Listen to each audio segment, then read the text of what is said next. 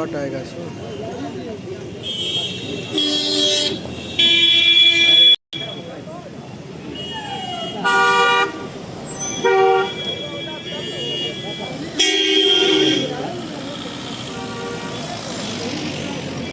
फूटेगा। हर पूरी प्रक्रिया से पहले कबाड़ के भौतिक सत्यापन लेंगे।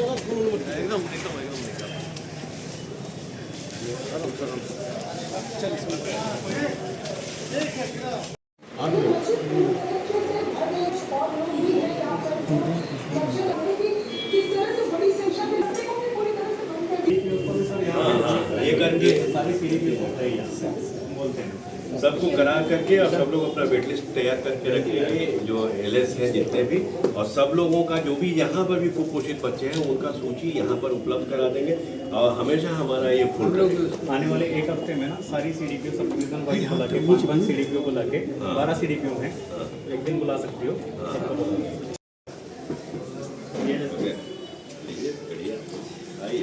सर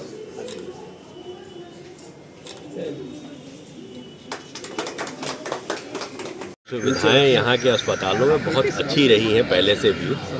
हमारा जो है खास करके एनक्वास के रूप में लक्ष्य के रूप में हम लोगों ने जब भी ये किया है, बेगूसराय अच्छे अस्पताल में और कायाकल्प में बेगूसराय अच्छे अस्पताल में गिनती हो रही थी। जब हम लोगों ने प्रमंडलीय स्तर पे इसकी समीक्षा की, समीक्षा बैठक के दौरान ये पाया गया कि दुर्भाग्यवश यहाँ का जो पोषण पुनर्वास केंद्र, जिसको हम लोग न्यूट्रिशन रिहेबिलिटेशन सेंटर कहते हैं NRC, वो यहाँ पे नहीं होकर के हमारे बलिया अनुमंडल में स्थापित, बल्कि है भी अभी कहेंगे।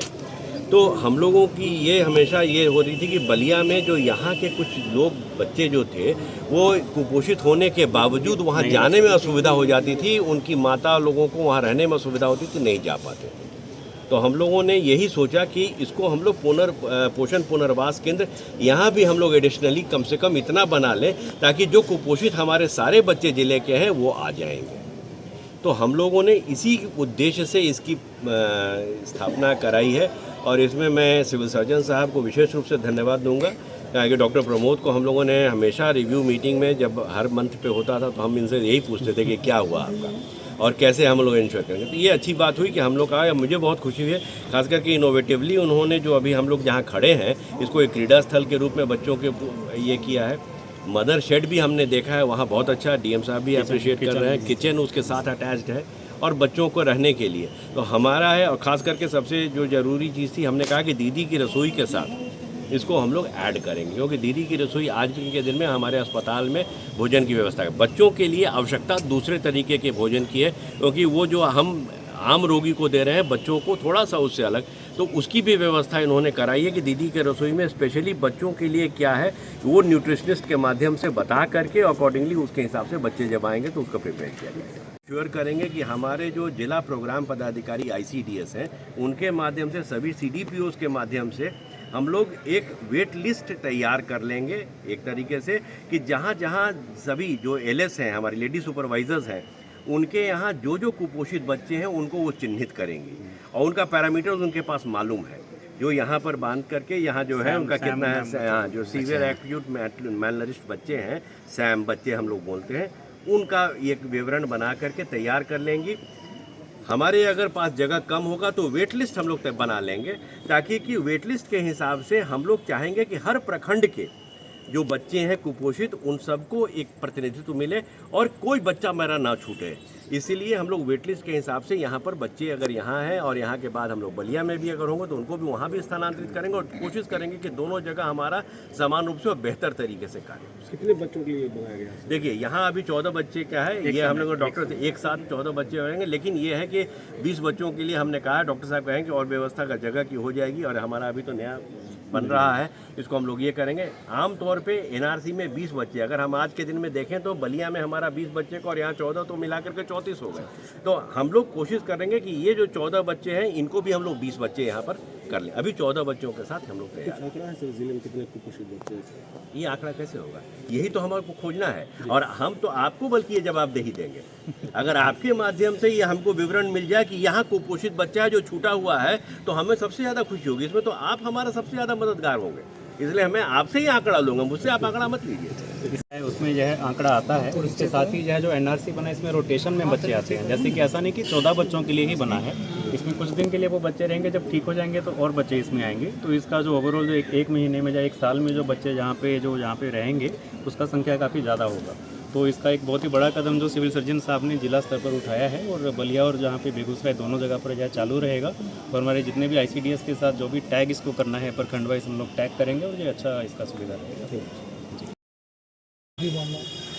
देखिए, ये जो है हम लोग अभी अस्पताल का निरीक्षण कर रहे हैं और हम लोगों की मंशा यही है कि अस्पताल निरीक्षण के दौरान जो थोड़ी मोटी कमियां अगर हैं तो उनको अस्पताल प्रबंधन को बता कर के उन कमियों को दूर करें।